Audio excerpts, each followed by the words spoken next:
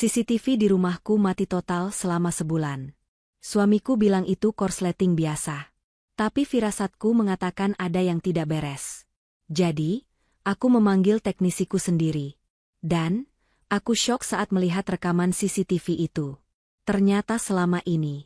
Sebelum ceritanya dimulai, silahkan tulis di kolom komentar dari daerah mana saja teman-teman yang menonton cerita ini. Jangan lupa like dan subscribe agar channel ini bisa semakin berkembang dan bisa mempersembahkan cerita yang lebih menarik lagi. Amara memutar kunci di pintu depan rumahnya. Jam di pergelangan tangannya menunjukkan pukul 7 malam. Kepalanya terasa berat. Seharian ini rapat maraton di kantor menyita seluruh energinya. Ia mendorong pintu, mengucap salam pelan, dan melangkah masuk ke dalam keheningan. Hal pertama yang ia lakukan adalah melepas sepatu hak tingginya, membiarkan kakinya yang pegal menyentuh lantai keramik yang dingin. Ia lalu melepas jilbab satin berwarna krem yang ia kenakan, mengibaskannya pelan, dan menyampirkannya di gantungan dekat pintu. Rambutnya yang diikat rapi ia biarkan tergerai, memberikan sedikit kelegaan. Rumah seharusnya menjadi tempat peristirahatan. Tempatnya merasa aman. Namun, perasaan aman itu sudah sebulan ini terkikis sedikit demi sedikit. Ia berjalan menuju dapur untuk mengambil minum. Matanya langsung menangkap sesuatu yang janggal. Bantal sofa di ruang tamu tidak pada tempatnya. Satu tergeletak di lantai dekat meja kopi, padahal ia yakin sekali tadi pagi sudah merapikannya sebelum berangkat. Amara menghela napas. Mungkin hanya perasaannya saja. Ia terlalu lelah. Mas Dito, panggilnya. Tidak ada sahutan. Sepertinya suaminya belum pulang. Amara membuka kulkas, mengambil sebotol air mineral dingin, dan meneguknya perlahan. Matanya berkeliling. Rumah ini terasa asing. Bukan kotor. Bukan berantakan karena aktivitas. Tapi berantakan dengan cara yang aneh dan mengganggu. Majalah yang biasa tersusun rapi di rak bawah meja kopi, kini berserakan di atas meja. Bingkai foto pernikahan mereka di dinding ruang keluarga tampak sedikit miring. Ini bukan yang pertama kali. Sejak sistem CCTV di rumah mereka rusak sebulan lalu, hal-hal kecil seperti ini terus terjadi.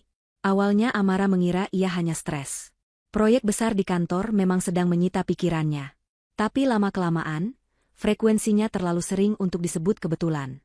Minggu lalu, gunting kuku yang biasa ia letakkan di laci meja rias, tiba-tiba ditemukan Dito di atas rak buku ruang kerja. 3 hari lalu, pengisi daya laptopnya yang ia yakin 100% ia masukkan ke dalam tas kerja, mendadak ada di laci dapur. Dan puncaknya kemarin, kunci serep mobilnya hilang dari mangkuk kecil tempat kunci di dekat pintu. Hilang begitu saja. Amara berjalan ke ruang tamu, memungut bantal sofa yang jatuh dan meletakkannya kembali. Ia membetulkan posisi bingkai foto pernikahan mereka. Saat itulah ia mendengar suara pintu depan terbuka. Assalamualaikum. Sayang. Suara Dito terdengar ceria. Waalaikumsalam, Mas. Baru pulang. Amara menghampiri suaminya, berusaha tersenyum. Dito memeluknya singkat. Iya, macet sekali hari ini. Kamu sudah lama sampai. Baru saja, jawab Amara. Ia ragu sejenak. Mas, bantal sofanya jatuh lagi. Dan bingkai fotonya miring. Dito menoleh sekilas ke ruang tamu. Ia terkekeh pelan. Ya ampun, Amara. Kamu ini, hal kecil begitu diperhatikan. Ia berjalan ke sofa, duduk, dan melonggarkan dasinya. Mungkin tadi pagi kamu buru-buru, jadi tidak sengaja kesenggol. Tidak, Mas. Aku yakin tadi pagi sudah rapi. 100% yakin, kata Amara, nadanya mulai terdengar sedikit tertekan. Sama seperti barang-barangku yang lain. Rasanya aneh. Dito menatapnya dengan tatapan lembut, tatapan yang biasanya selalu menenangkan Amara. Tapi malam ini, tatapan itu terasa berbeda. Sayang, dengar. Dito menepuk-nepuk ruang kosong di sebelahnya, meminta Amara duduk. Amara menurut. Dito meraih tangan Amara dan menggenggamnya. Proyek kamu di kantor lagi besar sekali, kan? Kamu pasti lelah sekali. Pikiranmu bercabang kemana-mana. Wajar kalau kamu jadi sedikit pelupa. Hati Amara mencelos. Pelupa. Kata itu lagi. Ingat minggu lalu, lanjut Dito. Kamu taruh kunci mobil di dalam kulkas. Di rak telur. Kamu ingat? Amara mengerutkan kening.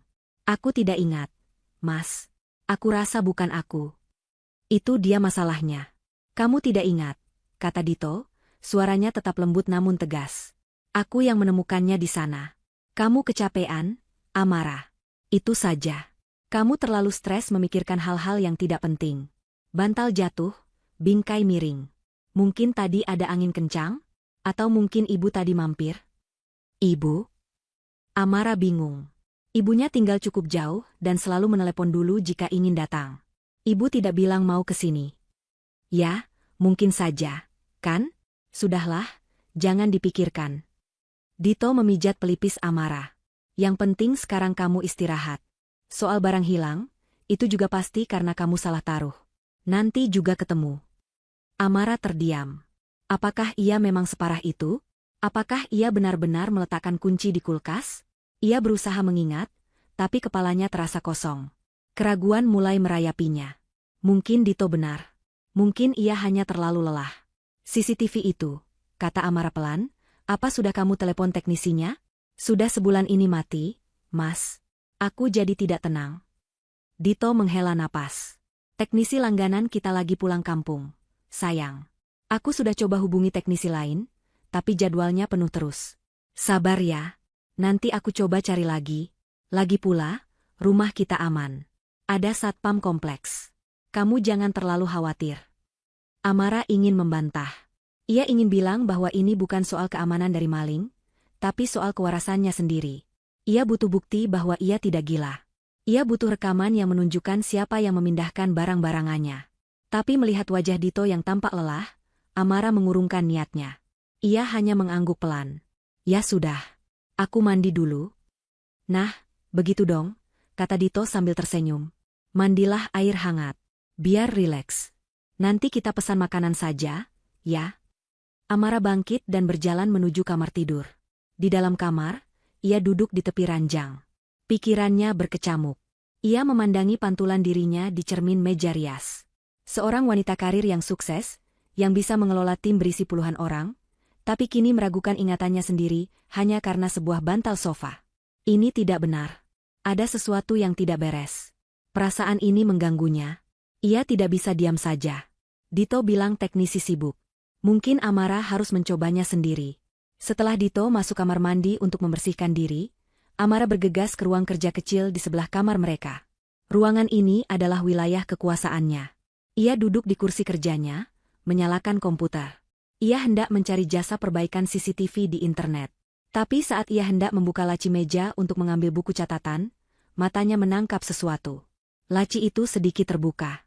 Amara yakin ia selalu menutupnya rapat. Ia menarik laci itu. Di atas tumpukan dokumen lama, tergeletak sebuah kartu nama. Bukan. Ini brosur kecil yang dilipat. Warnanya kuning cerah. Benny CCTV. Spesialis keamanan rumah terpercaya. Layanan 24 jam. Amara membeku. Ia mengambil brosur itu. Kertasnya masih baru, bersih, tidak terlipat-lipat kotor seperti barang yang sudah lama tersimpan di laci. Ia sama sekali tidak ingat pernah menerima atau menyimpan brosur ini. Kapan ini ada di sini? Di laci yang jarang sekali ia buka. Ia menatap nomor telepon yang tertera di sana. Jantungnya berdebar sedikit lebih cepat. Ia tidak tahu siapa yang menaruh brosur ini. Mungkin Dito? Tapi Dito bilang teknisinya pulang kampung. Mungkin petugas pos? Tapi kenapa ada di dalam lacinya? Amara tidak peduli. Ia tidak mau memikirkannya lagi. Ia memandang brosur itu sebagai sebuah pertanda. Sebuah jawaban atas kegelisahannya. Ia meraih ponselnya, memastikan pintu kamar mandi masih tertutup dan suara pancuran air masih terdengar jelas. Tangannya sedikit gemetar saat ia mengetikkan nomor telepon Benny. Ia harus tahu apa yang sebenarnya terjadi di rumah ini. Ia harus melakukannya sendiri. Sekarang. Halo, selamat malam. Dengan Benny CCTV, ada yang bisa dibantu? Suara di seberang terdengar ramah dan profesional. Selamat malam, jawab Amara pelan, nyaris berbisik. Saya Amara. CCTV di rumah saya rusak sudah sebulan. Apa besok pagi Anda bisa datang untuk memperbaikinya? Amara mengatur jadwal dengan Benny tepat pukul 10 pagi. Ia sudah memastikan Dito benar-benar berangkat ke kantor. Ia bahkan menunggu 15 menit setelah mobil Dito menghilang di tikungan jalan kompleks. Ia sengaja mengambil cuti setengah hari dengan alasan ada urusan keluarga mendadak. Berbohong pada atasannya terasa tidak nyaman, tapi berbohong pada Dito terasa jauh lebih menegangkan. Amara merasa seperti seorang konspirator di rumahnya sendiri. Tepat pukul 10, bel rumah berbunyi. Amara mengintip dari jendela. Sebuah mobil box kecil berwarna putih terparkir di depan. Seorang pria bertubuh sedang, mengenakan seragam biru dongker bertuliskan, Benny CCTV, berdiri di teras. Amara bergegas membukakan pintu. Selamat pagi. Dengan Ibu Amara, sapa pria itu ramah. Wajahnya tampak jujur dan profesional. Usianya mungkin pertengahan 30-an. Pagi, Mas Benny. Silakan masuk, kata Amara. Benny melangkah masuk sambil membawa kotak peralatannya. Maaf sebelumnya, Ibu. Sistemnya rusak sudah sebulan. Ya? Boleh saya lihat panel utamanya ada di mana? Di atas, Mas. Di dekat gudang, Amara menunjuk ke arah tangga. Amara mengantar Benny ke lantai 2. Panel kontrol CCTV dan internet terpasang di dinding lorong sempit menuju gudang. Benny membuka panel itu dengan cekatan. Amara berdiri di belakangnya, mengamati dalam diam. Tangannya terasa dingin. Ia gugup, takut ketahuan Dito, tapi sekaligus berharap cemas akan apa yang akan ditemukan oleh teknisi ini. Benny tidak banyak bicara. Ia mengeluarkan berbagai alat, menguji kabel satu persatu. Ia bersenandung pelan sambil bekerja. Selama hampir 20 menit, ia hanya berkutat di sana. Amara sampai harus berdehem pelan untuk memecah keheningan. Bagaimana, Mas? Apa parah kerusakannya? Benny menghentikan pekerjaannya. Ia berbalik menatap Amara. Wajahnya yang tadi ramah kini tampak serius. Ibu Amara, katanya dengan nada datar. Ini bukan rusak biasa. Perut Amara terasa melilit. Maksudnya? Benny menunjuk ke salah satu kabel utama yang terhubung ke perekam digital. Ini, katanya. Ini bukan putus karena digigit tikus. Bukan juga korsleting listrik. Ia menunjukkan ujung kabel yang ia pegang. Ini dipotong. Rapi sekali. Pakai tang potong. Amara menahan napas. Dipotong? Iya. Dan bukan cuma satu. Benny beralih ke bagian lain di dalam panel. Lihat sambungan yang ini. Ini sengaja dilonggarkan. Cukup longgar untuk memutus sinyal, tapi terlihat seperti masih terpasang. Lalu di kabel daya utamanya, lihat bekas ini? Seperti ada yang mencoba menyambung dan memutusnya secara manual, berkali-kali. Ini bukan kerusakan alami, Ibu. Ini disengaja. Dunia Amara terasa berputar sejenak. Jadi dia tidak gila. Dia tidak salah lihat. Ada seseorang yang sengaja merusak sistem keamanan di rumahnya. Siapa yang mungkin melakukan ini? Mas? Tanya Amara, suaranya bergetar. Benny mengangkat bahu. Saya teknisi, Ibu. Bukan detektif.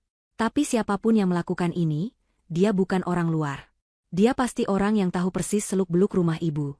Tahu di mana letak panel utama ini, dan punya banyak waktu luang untuk mengotak-atiknya tanpa ketahuan.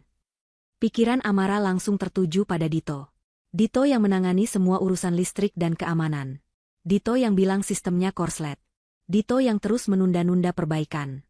Amara menggelengkan kepalanya pelan, berusaha mengusir pikiran buruk itu. Tidak mungkin. Dito suaminya.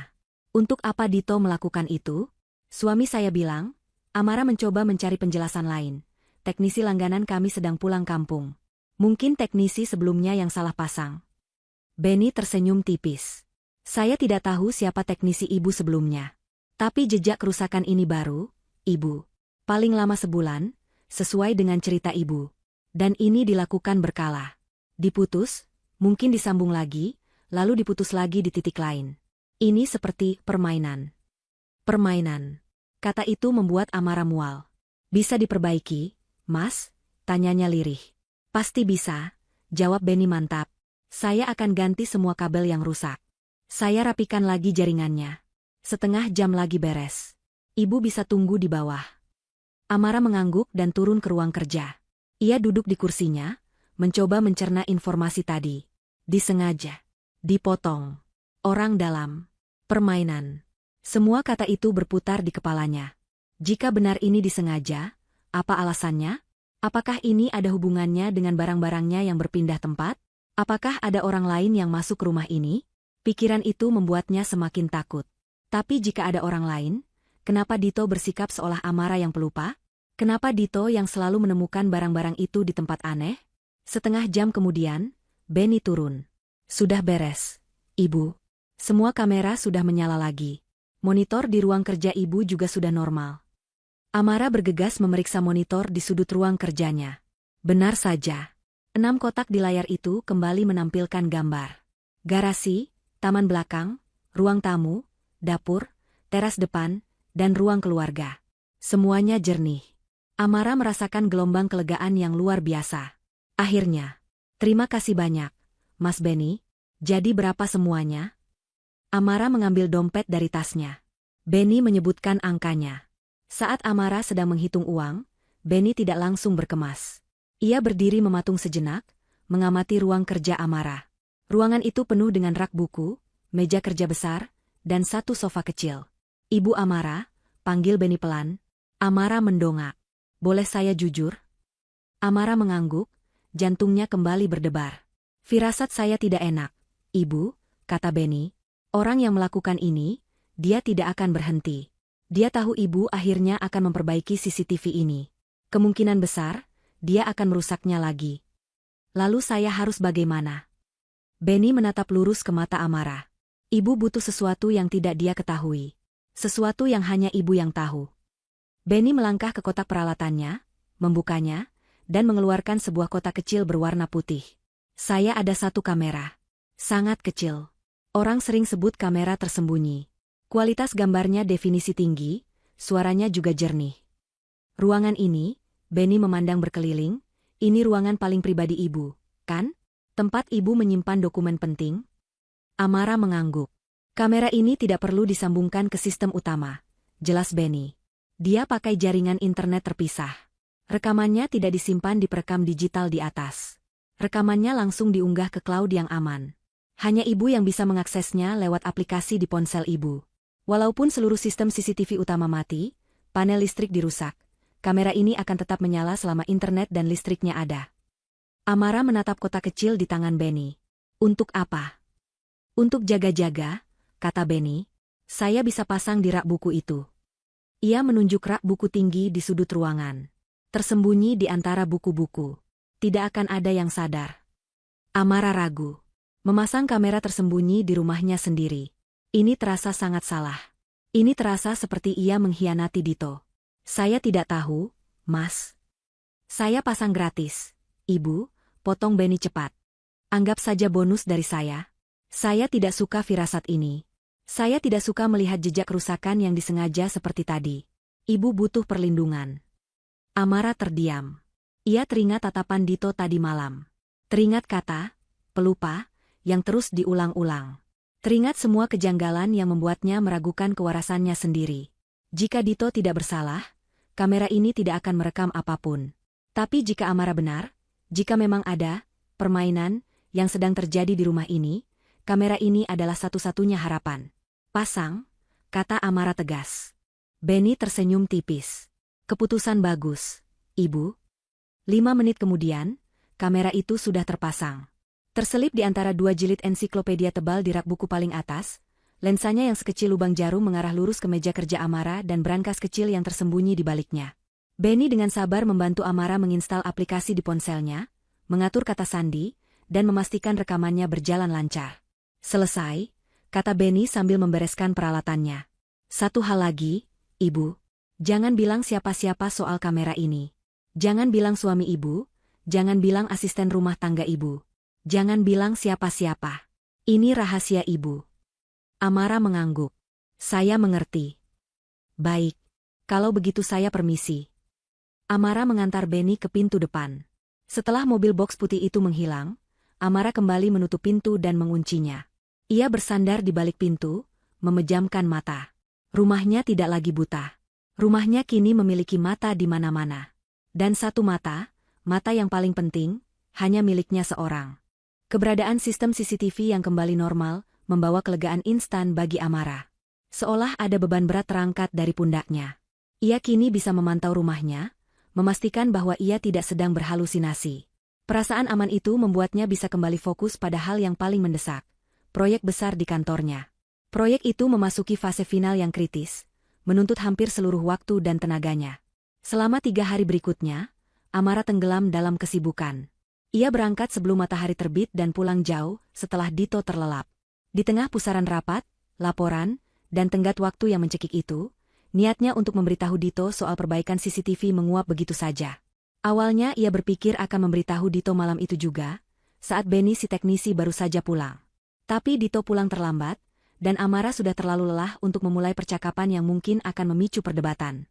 Ia tidak ingin Dito bertanya kenapa ia memanggil teknisi sendiri di belakangnya. Keesokan harinya, ia berpikir akan menelepon Dito saat jam makan siang. Namun, makan siangnya ia habiskan untuk rapat sambil makan roti lapis di meja kerjanya. Hari-hari berlalu begitu cepat. Proyek itu menyedot seluruh perhatiannya, dan urusan CCTV tergeser ke bagian paling belakang otaknya. Amara benar-benar lupa. Itu bukan kesengajaan. Itu murni kelalaian akibat kelelahan.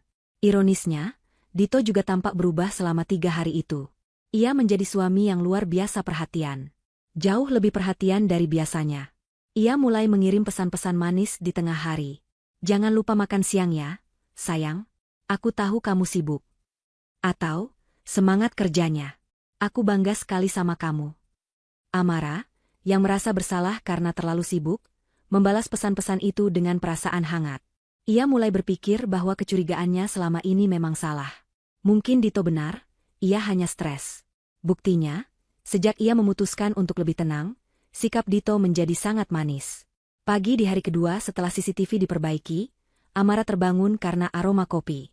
Dito sudah rapi dengan kemeja kerjanya, berdiri di samping tempat tidur sambil membawa nampan berisi secangkir kopi hitam dan 2 potong roti bakar.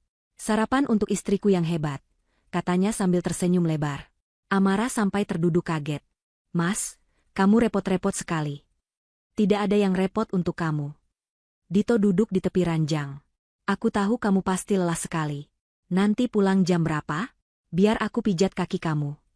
Perlakuan manis itu membuat Amara merasa bersalah. Ia merasa bersalah karena telah curiga pada suaminya. Ia merasa bersalah karena telah memasang kamera tersembunyi di ruang kerjanya sendiri. Benny pasti salah. Firasat teknisi itu terlalu berlebihan. Dito mencintainya. Sangat jelas. Tidak mungkin suaminya sendiri yang melakukan sabotase di rumah mereka. Malam itu, Dito benar-benar menunggunya pulang. Dan saat Amara duduk di sofa sambil melepas lelah, Dito berlutut di depannya dan memijat kakinya yang bengkak karena sepatu hak tinggi. Kamu terlalu memforsir diri, Amara, katanya lembut. Setelah proyek ini selesai, kita harus liburan. Berdua saja. Bagaimana? Amara menatap suaminya. Tatapan Dito tulus. Penuh kasih. Aku mau banget, Mas, jawab Amara. Saat itu, ia sudah 100% yakin bahwa semua keanehan di rumah mereka hanyalah buah dari stresnya. Pada hari ketiga, tepat di malam sebelum penemuannya, Dito pulang dengan sebuah kotak bludru kecil berwarna merah marun di tangannya. Amara sedang di dapur, memanaskan sisa makanan semalam karena terlalu lelah untuk memasak. Amara, panggil Dito dengan nada serius. Amara berbalik. Kenapa, Mas? Dito berjalan menghampirinya, senyum misterius tersungging di bibirnya. Aku ada sesuatu untukmu. Ia membuka kotak bludru itu. Di dalamnya, tergeletak sebuah kalung emas putih dengan liontin berlian kecil yang berkilau indah. Mata Amara terbelalak. Mas Dito ini untuk apa? Aku tidak sedang ulang tahun. Proyek besar di kantorku akhirnya disetujui klien besar, kata Dito. Aku dapat bonus kejutan yang lumayan. Dan aku ingin orang pertama yang merayakannya bersamaku adalah kamu. Kamu yang selalu mendukung aku, walaupun aku tahu akhir-akhir ini aku kurang perhatian. Amara terharu. Ia tidak bisa berkata-kata. Ia memeluk Dito erat. Mas, terima kasih. Ini indah sekali. Kamu tidak perlu melakukan ini. Kamu pantas mendapatkannya, sayang. Dito melepaskan pelukannya dan mengambil kalung itu. Sini, aku pakaikan. Amara berbalik, mengangkat jilbab bagian belakangnya agar Dito bisa memasangkan kalung itu di lehernya. Ia merasakan dinginnya logam mulia menyentuh kulitnya, diikuti oleh jemari hangat Dito yang mengaitkan penguncinya. Amara memegang liontin itu, matanya berkaca-kaca. Semua keraguan yang pernah ada di hatinya lenyap tak berbekas. Ia merasa menjadi istri paling jahat di dunia, karena telah menaruh curiga pada pria sebaik Dito. Ia berjanji pada dirinya sendiri, malam itu juga, ia akan menghapus aplikasi kamera tersembunyi itu dari ponselnya. Ia tidak membutuhkannya. Ia hanya perlu lebih percaya pada suaminya. Pikirannya terasa ringan. Ia merasa dicintai dan aman. Perasaan aman palsu yang dibangun dengan sangat rapi oleh Dito, yang kini tersenyum puas melihat istrinya mengagumi kalung pemberiannya. Kalung yang dibelinya bukan dari uang bonus. Amara bercermin, mengagumi kilau liontin di lehernya. Ia menyentuh pengait di belakang lehernya. Ia merasakan ada sesuatu yang sedikit kasar di sana. Seperti goresan kecil. Ia mencoba merabanya lagi. Ah, mungkin hanya perasaannya saja. Tentu saja kalung baru tidak mungkin tergores. Ia terlalu banyak berpikir. Ia kembali memeluk Dito, tidak menyadari bahwa di balik senyum suaminya, ada rencana lain yang sedang berjalan sempurna. Kantor Amara terasa lengang. Jam di dinding sudah menunjukkan pukul 9 malam. Hanya beberapa orang di timnya yang masih bertahan, menyelesaikan kompilasi laporan akhir di meja mereka masing-masing. Amara sendiri baru saja mengirimkan email terakhir kepada klien. Proyek besarnya resmi selesai. Ia meregangkan punggungnya yang kaku, merasakan kelegaan luar biasa menjalari tubuhnya. Akhirnya, selesai sudah. Ia bersandar di kursinya, memejamkan mata sejenak. Ia sudah tidak sabar untuk pulang, mandi air hangat, dan menceritakan kabar baik ini pada Dito. Ia ingin merayakan kesuksesannya dan merayakan bonus Dito. Ia mengambil ponselnya, berniat mengirim pesan pada suaminya. Saat membuka kunci layar, matanya tertuju pada deretan aplikasi. Di sanalah ia melihatnya. Ikon aplikasi CCTV utama, yang sudah 3 hari ini tidak ia sentuh. Perasaan bersalahnya karena curiga pada Dito sudah hilang, berganti dengan rasa lega. Ia tersenyum tipis. Ah, aku belum cek sama sekali sejak diperbaiki, gumamnya pada diri sendiri. Lebih karena iseng dan ingin memastikan uang yang ia keluarkan untuk Benny tidak sia-sia, Amara membuka aplikasi itu. 6 kotak abu-abu muncul di layar, lalu satu persatu terisi gambar. Ruang tamu, dapur, garasi, taman belakang. Semuanya tampak normal dan tenang. Di garasi, mobil Dito terparkir rapi. Suaminya sudah di rumah. Amara tersenyum. Ia iseng beralih dari mode, langsung, ke mode, putar ulang. Ia hanya ingin melihat aktivitas Dito sore tadi. Sekadar memastikan semuanya baik-baik saja, sebelum ia benar-benar menghapus kecurigaan dari hatinya. Ia memundurkan rekaman ke pukul 5 sore, jam di mana Dito biasanya tiba di rumah. Rekaman dimulai. Pukul 17.05. Pintu depan terbuka. Dito masuk. Ia terlihat biasa saja. Melepas sepatu, meletakkan tas kerjanya di sofa. Tidak ada yang aneh. Dito lalu berjalan ke dapur, terlihat dari kamera sudut dapur. Ia membuka kulkas, mengambil sebotol air, dan minum. Semuanya normal. Amara merasa tindakannya ini konyol. Tentu saja semuanya normal. Lalu, Dito berjalan keluar dari jangkauan kamera dapur, kembali ke ruang tamu. Ia tidak duduk. Ia terus berjalan menuju lorong di sebelah tangga. Lorong itu adalah titik buta, tidak terjangkau oleh kamera manapun. Amara tahu persis, di dinding lorong itulah letak panel listrik utama rumah mereka. Dito berdiri di sana, membelakangi kamera ruang tamu. Ia tampak sedang mengutak-atik sesuatu di panel itu. Amara mengerutkan kening. Sedang apa Dito di sana? Tiba-tiba, tepat di penunjuk waktu rekaman pukul 17.15, layar di ponsel Amara berubah. Keenam kotak gambar itu serentak menjadi hitam. Tulisan merah besar muncul di setiap kotak, sinyal hilang. Jantung Amara serasa berhenti berdetak sepersekian detik. Sinyal hilang? Ia buru-buru keluar dari mode putar ulang, dan kembali ke mode langsung. Layar tetap hitam. Kini tulisannya berganti menjadi, perangkat luring. Seluruh sistem CCTV-nya mati. Keenam kameranya mati. Serentak. Pikiran rasionalnya mencoba mengambil alih. Mungkin listrik padam, pikirnya. Tapi itu tidak mungkin. Jika listrik padam, modem internet juga akan mati, dan aplikasi itu tidak akan bisa terhubung untuk memberitahunya bahwa perangkatnya luring. Ia masih terhubung ke sistem, tapi sistemnya yang mati. Dingin menjalari punggungnya. Ia teringat kata-kata Benny. Ini disengaja. Dia akan merusaknya lagi. Tangan Amara mulai gemetar. Ia menatap layar ponselnya yang hitam. Ia teringat Dito yang berdiri di depan panel listrik. Kemudian, ia ingat hal lain. Hal yang berusaha ia lupakan selama 3 hari terakhir. Kamera kedua. Kamera tersembunyi. Dengan jari-jari yang kaku karena tegang, Amara menutup paksa aplikasi CCTV utama. Ia membuka folder di ponselnya yang ia beri nama, Utilitas Kantor, tempat ia menyembunyikan aplikasi rahasia itu. Ikonnya tampak biasa, seperti aplikasi catatan. Ia membukanya. Menghubungkan ke perangkat. Amara menahan napas. Jantungnya berdebar begitu kencang, hingga ia bisa mendengarnya di telinganya sendiri. Layar ponselnya berkedip. Lalu, sebuah gambar muncul. Jernih. Bersuara. Itu ruang kerjanya. Kamera itu masih menyala. Benny benar. Jaringannya terpisah. Dito tidak tahu soal kamera ini. Ruang kerja itu tampak kosong dan tenang. Amara tidak puas. Ia menyentuh layar, memilih mode, putar ulang. Jemarinya ragu-ragu saat mengatur waktu. Ia memilih pukul 17.15, tepat saat kamera utama mati. Rekaman dimulai. Pukul 17.15, ruangan itu kosong. Pukul 17.16, pintu ruang kerja terbuka pelan. Amara melihat Dito masuk. Suaminya. Pria yang tadi pagi membuatkannya sarapan. Pria yang memijat kakinya semalam. Pria yang memberinya kalung berlian. Dito melihat ke sekeliling ruangan, seolah memastikan tidak ada orang. Lalu ia berbalik ke arah pintu, yang masih sedikit terbuka, dan berbicara kepada seseorang di luar. Aman. Sudah kumatikan semua. Masuklah.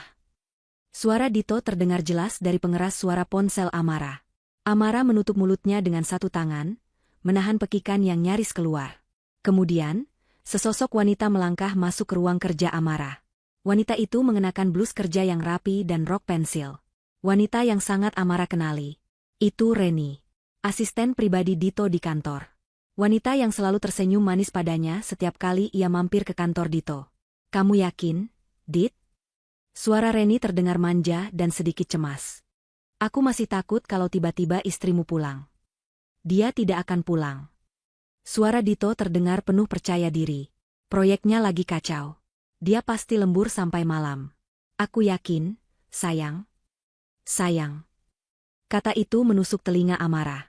Dan kemudian, di depan mata Amara, di dalam rekaman itu, di ruang kerjanya sendiri, Dito menarik Reni ke dalam pelukannya.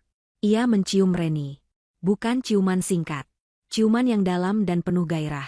Amara merasa mual. Perutnya seperti diaduk. Napasnya tercekat di tenggorokan. Dunianya, yang baru saja terasa begitu sempurna, kini hancur berkeping-keping. Tapi kengerian itu ternyata baru permulaan. Amara membeku di kursi kantornya. Ruangan di sekelilingnya yang terang benderang dan profesional, terasa berbanding terbalik dengan adegan kotor yang sedang berputar di layar ponselnya. Ia masih memegang ponsel itu dengan kedua tangan, seolah takut menjatuhkannya. Napasnya tercekat. Rasa mual yang hebat naik dari perutnya, membuat kepalanya pusing. Itu Dito, suaminya. Dan itu Reni, asisten suaminya. Berciuman di ruang kerjanya. Di layar ponsel, Reni melepaskan ciumannya. Ia tampak gugup. Dito, aku masih takut. Serius panelnya sudah mati total? Bagaimana kalau tiba-tiba istrimu pulang dan mengecek rekaman? Dito tertawa. Suara tawa itu, melalui pengeras suara ponsel yang kecil, terdengar sangat jelas dan penuh cemooh. Itu tawa yang tidak pernah didengar Amara sebelumnya. Tenang saja, Ren. CCTV utama sudah kupastikan mati. Korsleting kecil di panel. Katanya, nada suaranya meremehkan. Istriku? Dia tidak akan pulang cepat. Proyeknya itu menyita seluruh hidupnya. Dan kalaupun dia pulang, dia terlalu lelah untuk curiga. Amara merasakan air matanya mulai menggenang, tapi ia menahannya. Ini bukan waktunya untuk menangis. Reni berjalan mengitari meja kerja Amara, menyentuh barang-barang di atasnya dengan tatapan tidak suka. Aku benci ruangan ini. Semuanya terasa sok rapi. Desisnya. Apa rencananya berjalan lancar? Soal barang-barangnya? Jantung Amara berdebar kencang. Rencana apa?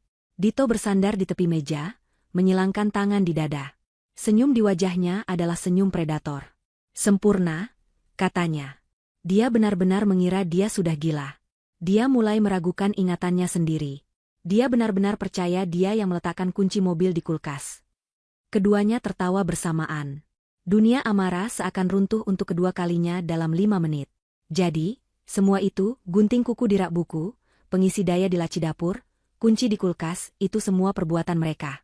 Disengaja. Bukan hanya Dito yang menutupi perselingkuhannya. Ini adalah rencana terstruktur untuk membuatnya gila. Gaslighting. Mereka sengaja melakukannya untuk menghancurkan kewarasannya. Kamu hebat, Dit, puji Reni. Membuatnya merasa pelupa adalah langkah jenius. Sekarang dia pasti akan menuruti semua kemauanmu, karena dia merasa bergantung padamu. Tentu saja, sahut Dito. Dia terlalu polos. Terlalu percaya. Dia pikir aku suami sempurna, terutama setelah aku memberinya hadiah kalung itu. Amara tanpa sadar menyentuh lehernya. Kalung berlian yang ia kenakan. Hadiah dari bonus kejutan, Dito. Rasa bangga yang ia rasakan semalam kini berubah menjadi rasa jijik. Ia ingin merobek kalung itu dari lehernya. Sudah, kata Dito, nadanya berubah serius. Jangan buang-buang waktu lagi. Kita harus selesaikan ini sebelum dia benar-benar pulang. Amara menatap layar, bingung. Selesaikan apa? Apa yang lebih buruk dari ini? Ia melihat Dito berjalan ke dinding di belakang kursi kerja Amara. Dinding itu dihiasi sebuah lukisan kaligrafi besar yang dibingkai dengan indah. Dito menggeser lukisan itu. Di baliknya, tertanam di dinding, sebuah brankas kecil berwarna abu-abu. Amara menahan napas. Itu brankasnya. Tempat ia menyimpan semua dokumen berharga. Sertifikat, akta lahir, dan surat-surat investasi. Ia selalu mengira hanya dia yang tahu kombinasi angkanya.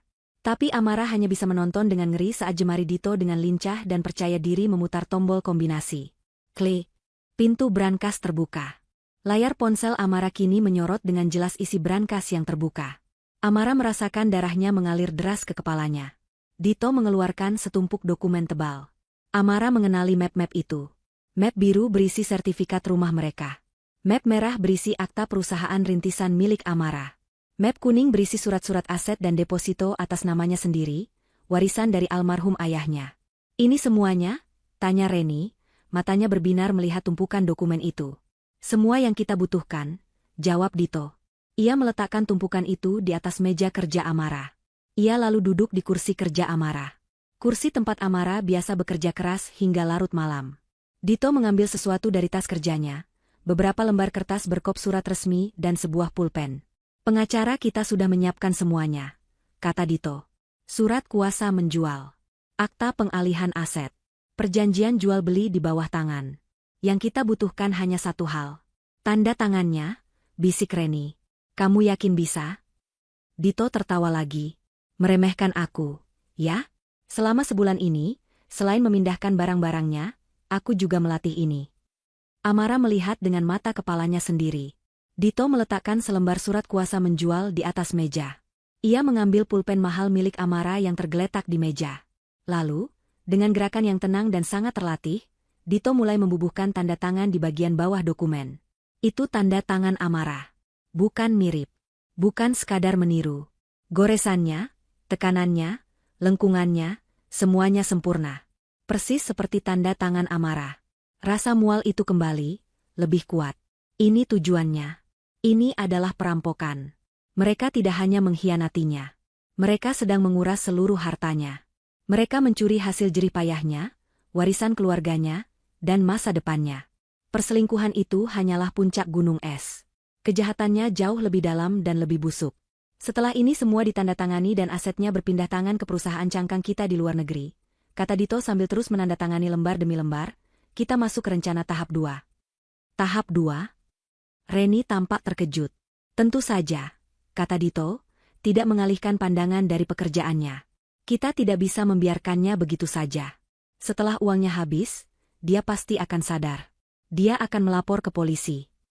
Lalu, Dito menghentikan gerakan tangannya. Ia menatap Reni. Kita akan buat dia benar-benar gila. Aku sudah siapkan obatnya. Obat tetes yang tidak berasa, tidak berbau. Dosis kecil setiap hari di kopinya. Obat yang akan merusak memori jangka pendeknya, membuatnya cemas, paranoid, dan berhalusinasi. Dalam sebulan, dia akan benar-benar kehilangan akal sehatnya. Amara menutup mulutnya. Ya Tuhan, ini bukan lagi penipuan. Ini percobaan pembunuhan, atau setidaknya penghancuran total seorang manusia. Saat dia sudah divonis tidak kompeten secara kejiwaan, lanjut Dito, tidak akan ada satu orang pun di dunia ini yang akan percaya ceritanya.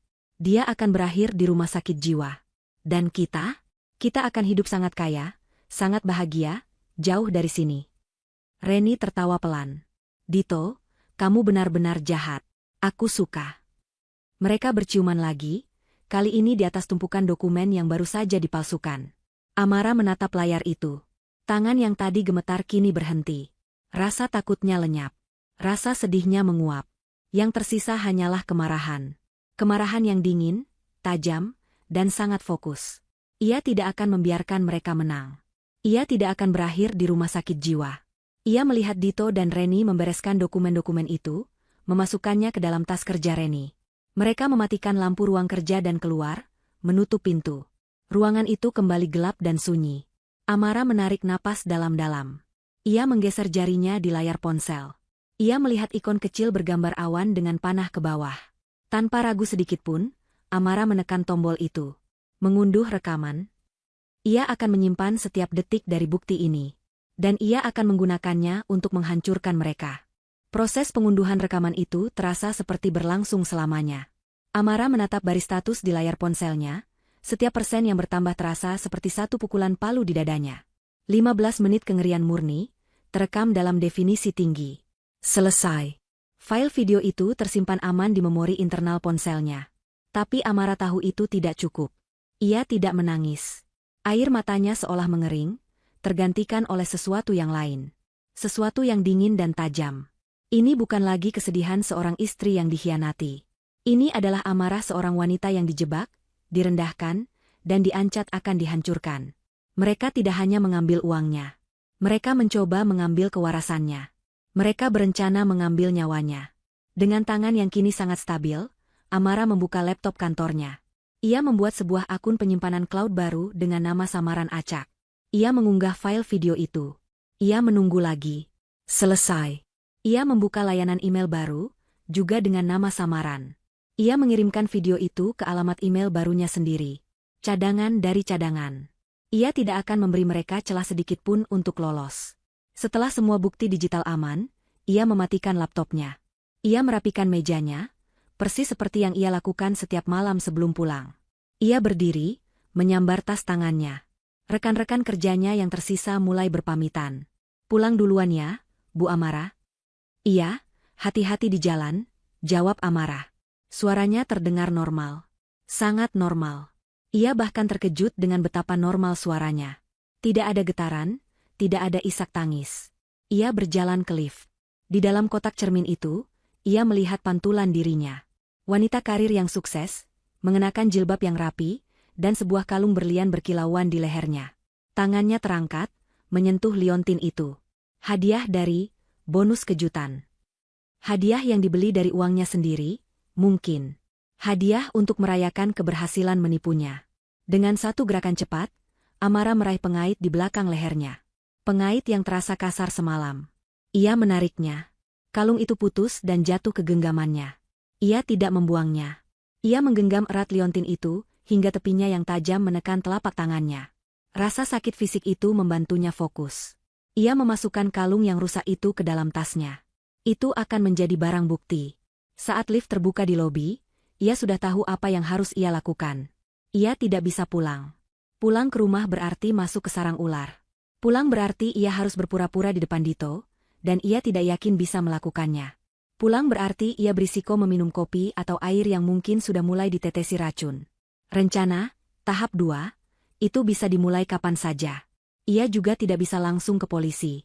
Apa yang akan ia katakan? Suami saya memalsukan tanda tangan saya? Polisi akan bertanya di mana buktinya. Dokumen aslinya ada di brankas. Dokumen palsunya dibawa Reni. Yang ia miliki hanyalah video. Video yang kuat, tapi Dito bisa saja menyangkalnya, mengatakan itu rekayasa. Ia butuh lebih dari itu. Ia butuh saksi. Ia butuh seseorang yang bisa menguatkan ceritanya. Ia berjalan keluar dari gedung kantornya, bukan menuju tempat parkir mobilnya, tapi menuju trotoar. Ia mengeluarkan ponselnya. Ia mencari satu nama di kontaknya. Benny. Teknisi CCTV. Panggilannya tersambung di dering kedua. Halo, selamat malam, dengan Benny. Mas Benny, ini saya Amara. Potong Amara, suaranya pelan namun mendesak. Ia bicara sambil terus berjalan menjauhi kantornya. Oh, Ibu Amara. Ada masalah lagi dengan kameranya, Bu? Kameranya bekerja dengan sempurna, jawab Amara. Terutama kamera yang tersembunyi. Firasat Anda benar 100%. Ada jeda hening di seberang. Benny sepertinya bisa merasakan urgensi dalam nada suara Amara. Ibu baik-baik saja? Suara ibu Saya tidak baik-baik saja, kata Amara. Ini lebih buruk dari yang kita bayangkan.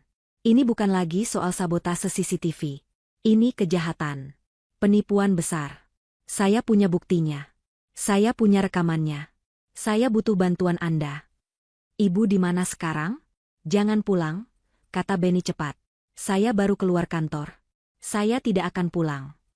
Bagus. Kita perlu bertemu. Sekarang juga. Tapi jangan di tempat yang berhubungan dengan ibu atau saya. Ibu tahu kedai kopi 24 jam di Jalan Merdeka? Dekat pom bensin besar? Saya tahu. Saya ke sana sekarang. Saya juga. 15 menit. Telepon ditutup. Amara memanggil taksi daring. Selama perjalanan, ia tidak membiarkan pikirannya berkelana. Ia fokus pada satu hal, menyusun rencana. Setiap kali bayangan Dito dan Reni berciuman melintas di benaknya, ia memaksanya pergi, menggantinya dengan bayangan Dito yang diborgol. Ia tiba di kedai kopi itu lebih dulu. Tempat itu cukup ramai, tapi tidak penuh. Ia memilih meja di sudut yang remang-remang. Tak lama kemudian, Benny datang. Ia masih mengenakan seragam kerjanya, wajahnya tampak lelah dan cemas. Ibu Amara, sapanya sambil duduk. Apa yang terjadi? Amara tidak membuang waktu. Ia tidak menangis. Ia tidak menceritakan soal perselingkuhan itu. Ia langsung ke intinya. Suami saya, katanya dengan suara datar, bekerja sama dengan asistennya. Mereka sengaja merusak CCTV. Mereka sengaja memindahkan barang-barang saya untuk membuat saya percaya bahwa saya pelupa dan gila. Dan malam ini, saat saya di kantor, suami saya mematikan CCTV utama. Amara menggeser ponselnya ke seberang meja. Dia tidak tahu soal kamera Anda. Ini rekamannya. Benny mengambil ponsel itu. Amara sudah menyiapkan video di titik yang paling penting. Benny menonton. Matanya melebar saat melihat Dito membuka brankas tersembunyi. Rahangnya mengeras saat melihat Dito dengan fasih memalsukan tanda tangan Amara di tumpukan dokumen. Dan wajahnya memucat pasi saat mendengar percakapan tentang tahap 2. Tentang obat yang akan merusak ingatan Amara dan membuatnya gila. Setelah video selesai, Benny meletakkan ponsel itu pelan-pelan di atas meja. Ia menatap Amara dengan tatapan ngeri sekaligus kagum. Ibu, katanya, suaranya nyaris berbisik. Orang ini, dia iblis.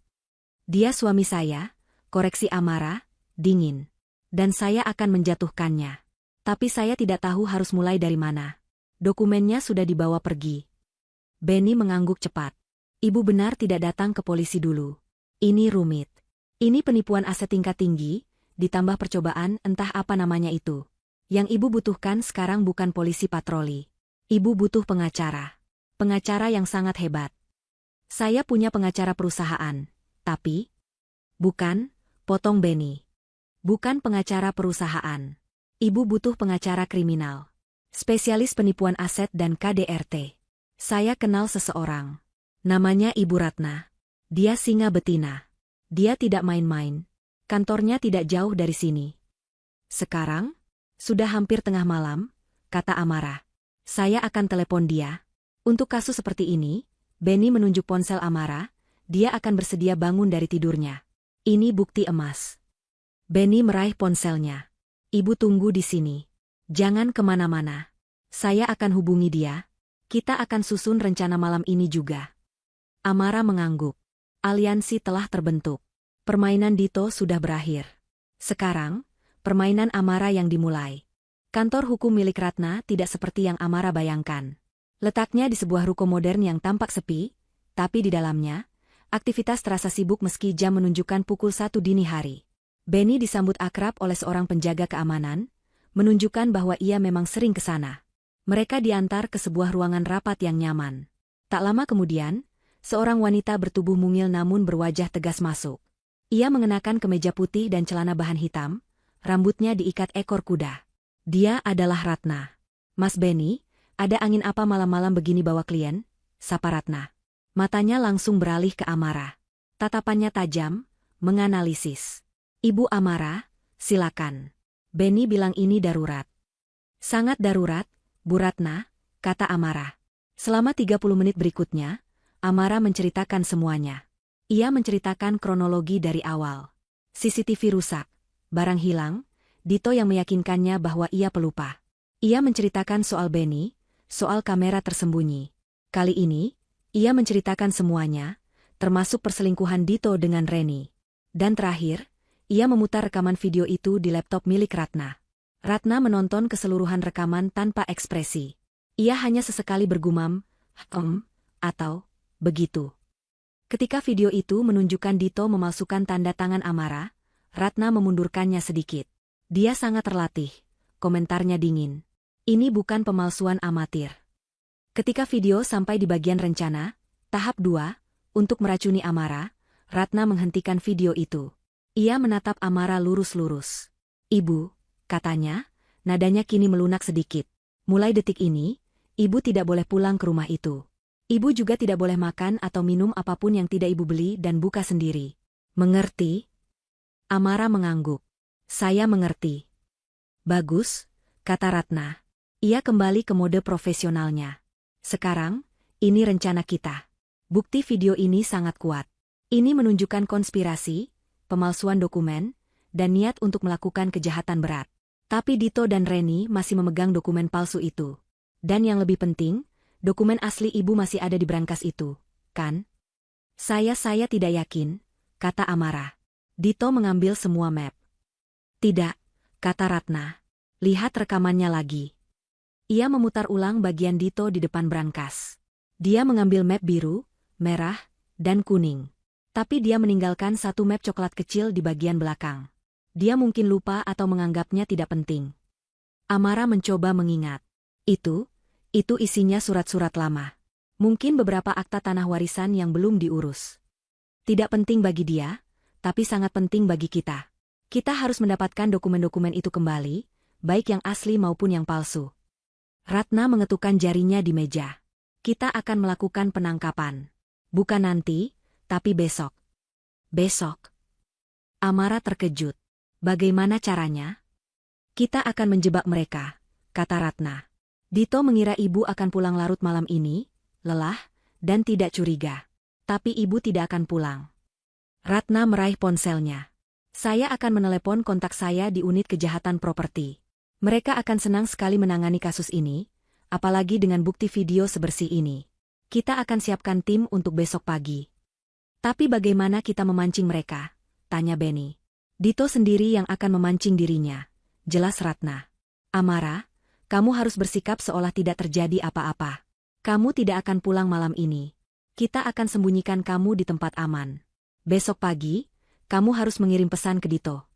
"Pesan apa?" Ratna berpikir sejenak. "Katakan padanya bahwa proyekmu selesai, dan kantor memberimu libur mendadak 1 hari. Katakan kamu ingin merayakannya. Katakan kamu sedang dalam perjalanan ke bank untuk mengurus, katakanlah, pencairan deposito besar untuk investasi baru kita. Sesuatu yang akan membuatnya panik." Amara langsung mengerti. Deposito itu ada di dalam map kuning yang dia curi. "Tepat," seru Ratna. "Dia dan Reni sudah memalsukan surat kuasa untuk aset itu. Jika dia mendengar ibu akan pergi ke bank untuk mengurus aset yang sama, dia akan panik.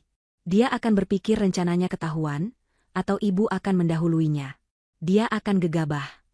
Apa yang akan dia lakukan? Dia akan segera menghubungi Reni.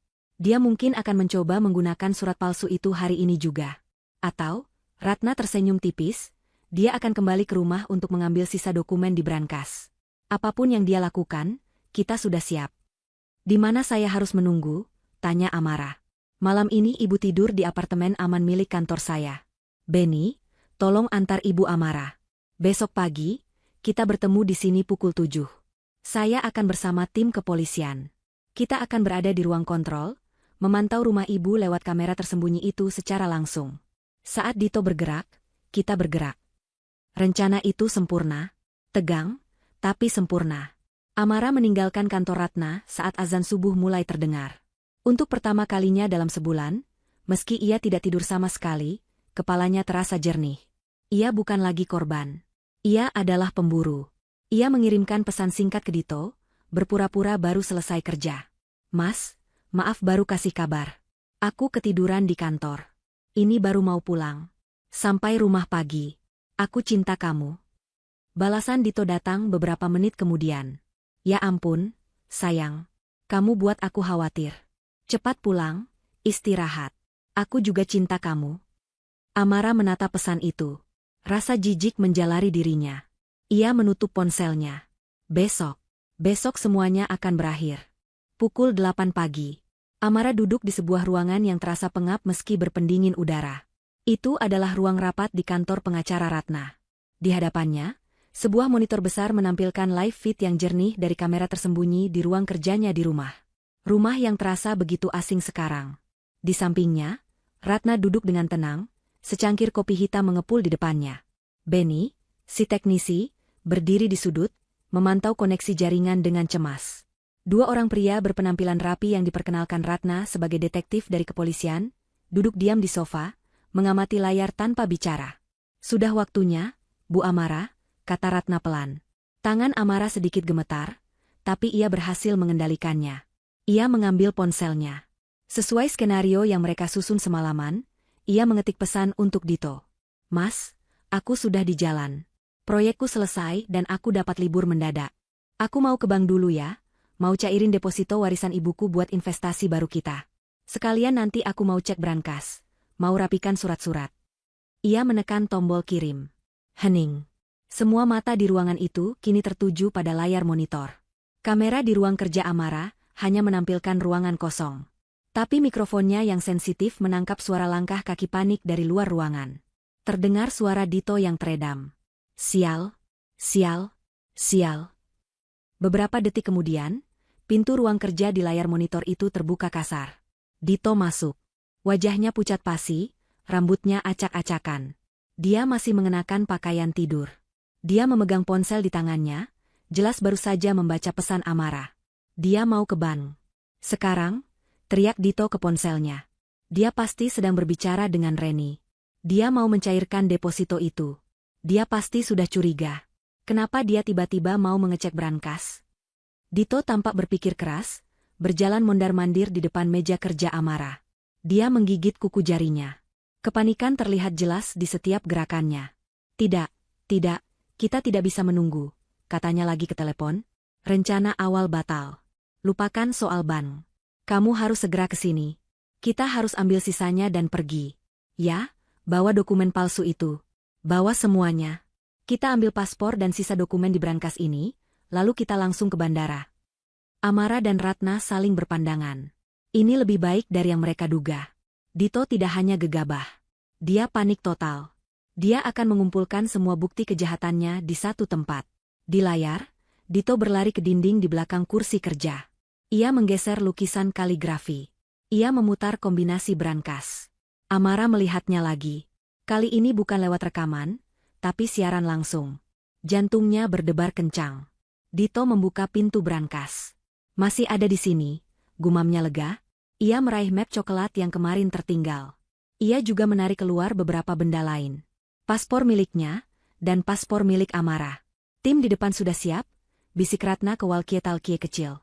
Siap, jawab suara detektif yang memimpin tim di luar. Dia sudah memegang barang buktinya. Paspor dan dokumen, kata Ratna. Kita bergerak sekarang. Ibu Amara, tetap di belakang saya. Amara mengangguk. Dia berdiri. Kakinya terasa seperti jeli, tapi amarahnya membuatnya tetap tegak. Pintu kantor Ratna terbuka. Mereka berjalan cepat menyusuri koridor. Sebuah mobil sedan hitam sudah menunggu di lobi.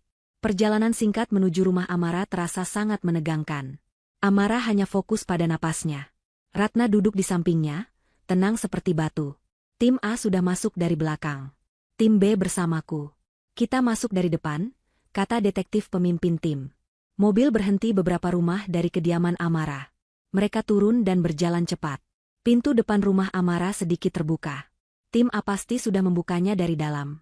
Amara melangkah masuk ke rumahnya sendiri, diikuti oleh Ratna dan kedua detektif. Hening. Mereka mendengar suara gaduh dari lantai 2. Dari ruang kerja. Mereka menaiki tangga dalam diam. Pintu ruang kerja Amara terbuka lebar. Di dalam, Dito sedang berlutut di lantai, memasukkan tumpukan dokumen ke dalam tas ransel besar. Di sampingnya, Reni, yang wajahnya juga pucat ketakutan, sedang memegang paspor mereka. Mas Dito, panggil Amara dari ambang pintu.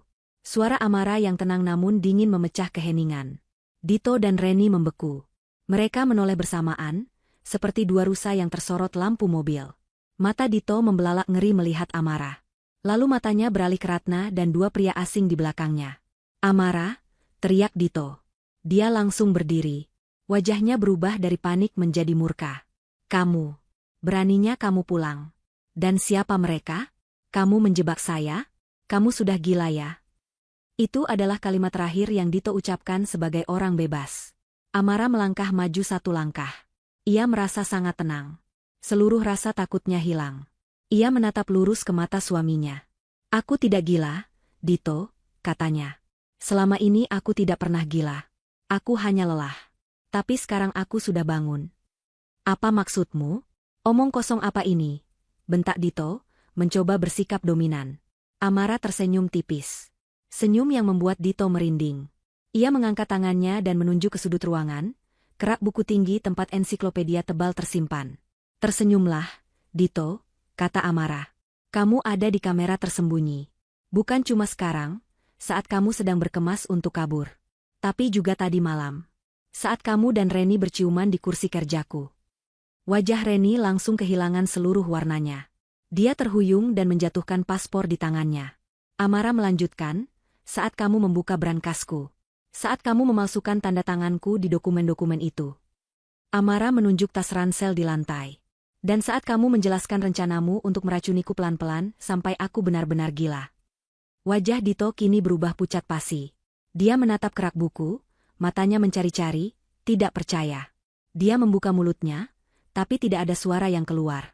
"Dito," kata detektif itu sambil melangkah maju, mengeluarkan borgol. "Anda ditangkap atas tuduhan pemalsuan dokumen, konspirasi melakukan penipuan, dan perencanaan kejahatan berat. Reni, Anda juga." "Tidak. Ini jebakan. Dia gila." Dito meronta saat tangannya diborgol ke belakang. Amara hanya menatapnya. "Buktinya ada di sini," katanya sambil menunjuk ke kamera. "Dan di sini." Ia menepuk ponsel di sakunya. "Setiap detik, setiap kata. Permainanmu sudah selesai, Mas." 6 bulan kemudian. Amara duduk tegak di kursi saksi di ruang sidang yang hening. Ia mengenakan blus sederhana berwarna putih dan jilbab biru tua. Wajahnya tenang. Selama berjam-jam, ia telah menjawab pertanyaan dari jaksa penuntut umum dengan suara yang jelas dan lugas. Ia menceritakan semuanya, dari awal keanehan di rumahnya hingga malam penemuan rekaman itu. "Yang mulia," kata jaksa, "kami akan memutar barang bukti utama. Sebuah rekaman video dari kamera yang terpasang secara sah oleh saksi di ruang kerja pribadinya, di rumah miliknya." Layar besar di ruang sidang menyala. Ruang kerja Amara muncul di layar. Dan kemudian, rekaman malam itu diputar. Seluruh ruang sidang menyaksikan dalam keheningan yang mencekam. Mereka melihat Dito dan Reni masuk. Mereka mendengar Dito menghina Amara. Mereka melihat adegan ciuman itu. Mereka melihat Dito membuka brankas dengan mahir. Saat adegan Dito memalsukan tanda tangan Amara diputar, jaksa meminta video itu diperlambat. Para ahli tulisan tangan sebelumnya sudah mengonfirmasi bahwa tanda tangan itu palsu, namun dibuat dengan sangat ahli. Lalu, bagian yang paling mengerikan diputar. Percakapan Dito dan Reni tentang rencana, tahap 2. "Kita akan buat dia benar-benar gila. Aku sudah siapkan obatnya. Obat tetes yang tidak berasa." Terdengar desahan ngeri dari galeri pengunjung. Hakim ketua, seorang wanita parubaya yang berwibawa, menatap tajam ke arah meja terdakwa. Di sana, Dito dan Reni duduk dengan seragam tahanan berwarna oranye. Mereka tidak berani mengangkat kepala. Reni menangis sesenggukan sejak awal sidang. Dito hanya menunduk. Rahangnya mengeras karena marah dan malu. Wajah tampannya yang dulu selalu disanjung, kini tampak kuyu dan tirus. Benny juga telah memberikan kesaksiannya, menjelaskan secara teknis bagaimana sistem CCTV utama dirusak secara berkala dan sengaja. Ratna, yang bertindak sebagai pengacara Amara untuk gugatan perdata dan pembatalan pernikahan, duduk di barisan depan, mengamati proses sidang dengan puas. Setelah berhari-hari persidangan, tibalah hari putusan. Ruang sidang penuh sesak. Hakim ketua membacakan putusannya. Setelah menimbang semua bukti yang tidak terbantahkan, kata hakim, suaranya menggema, terutama bukti rekaman video yang menunjukkan niat jahat dan perencanaan kejahatan yang sistematis, pengadilan memutuskan bahwa kedua terdakwa, Dito dan Reni, terbukti secara sah dan meyakinkan bersalah atas semua tuduhan. Amara memejamkan matanya sejenak, mengucap syukur dalam hati. Hakim melanjutkan, Tindakan terdakwa Dito bukan hanya pengkhianatan terhadap ikatan pernikahan, tetapi juga serangan terencana terhadap kewarasan dan keselamatan jiwa istrinya. Ini adalah kejahatan yang keji dan tidak berperi kemanusiaan. Terdakwa Reni terbukti bersekongkol secara aktif dalam rencana tersebut. Untuk itu, kata hakim sambil mengetukkan palunya, pengadilan menjatuhkan hukuman penjara selama 15 tahun untuk terdakwa Dito. Palu diketuk. Dan hukuman penjara selama 8 tahun untuk terdakwa Reni. Palu diketuk lagi. Seluruh aset hasil kejahatan, termasuk rekening bank rahasia dan semua barang yang dibeli dari uang Amara, disita dan dikembalikan kepada Amara. Saat Dito digiring keluar oleh penjaga, dia berhenti tepat di depan Amara. Matanya menyala penuh kebencian. "Kamu akan menyesal, Amara," desisnya, suaranya serak. "Kamu menghancurkan hidupku." Amara menatapnya dengan tenang. Tidak ada lagi rasa takut. "Aku tidak menghancurkan hidupmu, Dito," balasnya pelan, suaranya hanya terdengar oleh mereka berdua. "Kamu yang menghancurkannya sendiri. Aku hanya menyalakan lampu." Dito ditarik paksa oleh penjaga. 1 bulan setelah putusan itu, Amara berdiri di depan rumah lamanya. Rumah itu kini kosong. Papan, sudah terjual, terpampang di halaman depan. Ratna dan Beni menemaninya. "Semua sudah beres, Bu Amara," kata Ratna sambil menyerahkan map terakhir. "Perceraian ibu sudah sah. Seluruh aset ibu kembali 100%. Dia tidak mendapatkan apa-apa." "Terima kasih, Bu Ratna." "Terima kasih, Mas Beni," kata Amara tulus. "Saya tidak tahu harus bagaimana tanpa kalian." "Ibu adalah wanita yang kuat," kata Beni sambil tersenyum.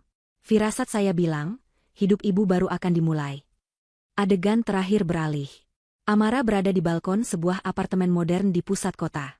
Pemandangan kota terhampar di hadapannya saat matahari terbenam. Ia mengenakan pakaian rumah yang nyaman. Ia baru saja selesai membereskan barang-barangnya. Ia duduk di kursi rotan, memegang secangkir teh melati hangat. Ia membuka laptop barunya. Ia melihat saldo di rekening banknya. Hasil penjualan rumah, ditambah semua asetnya yang kembali. Ia utuh. Lebih dari utuh. Ia membuka aplikasi browser. Ia tidak mencari pekerjaan baru. Ia mencari sesuatu yang lain. Yayasan Dukungan Korban Kekerasan Domestik dan Gaslighting. Amara tersenyum. Senyum tulus yang pertama kali muncul setelah sekian lama. Dia mengambil ponselnya, bukan untuk memeriksa kamera pengawas, tapi untuk menelepon ibunya. Hidupnya memang baru saja dimulai. Dia bebas. Dia aman. Dan dia telah